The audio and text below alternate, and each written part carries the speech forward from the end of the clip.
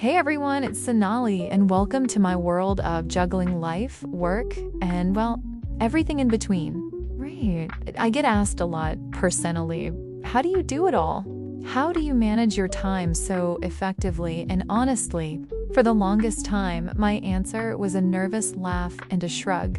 Because the truth is, I used to be a mess. My calendar looked like a battlefield. My to-do list was a novel I never finished, and overwhelmed was my middle name. I remember this one specific week. It was a nightmare. I had a huge project deadline at work, a family dinner I was supposed to host, my kids' parent-teacher meeting, and I'd promised a friend I'd help her move. Classic me, right? Saying yes to everything. I was running on caffeine and chaos. I'd stay up until 2 a.m. working on the project, then wake up at 6 a.m. in a panic, realizing I forgot to buy groceries for the dinner. I was snapping at my family, dropping the ball at work, and I felt like I was failing at every single part of my life.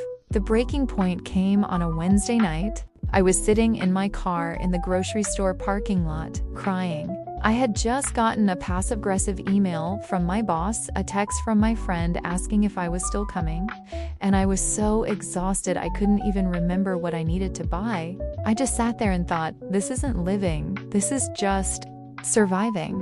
Barely. That night, I went home and instead of opening my laptop, I took out a blank piece of paper. I wrote down everything that was making me feel stressed, and everything I actually wanted my life to look like. It wasn't about doing more, it was about doing what mattered. That's when my whole perspective on time management shifted. It's not about cramming more things into your day. It's not about color-coded planners and a million productivity apps, though those can help. It's about being ruthless with your priorities and honest with yourself. I started with one simple trick, the rule of 3. Every morning, I identify the 3 most important things I need to accomplish that day. Not 20, not 10, just 3. These are the things that, if I get them done, will make me feel successful and move the needle forward. Then came the hard part, saying no. I learned that no is not a bad word. It's a tool for self-preservation. When a new request came in, I'd ask myself, does this align with my priorities? Do I have the capacity for this? If the answer was no, I'd politely decline. It was terrifying at first, but guess what? The world didn't end.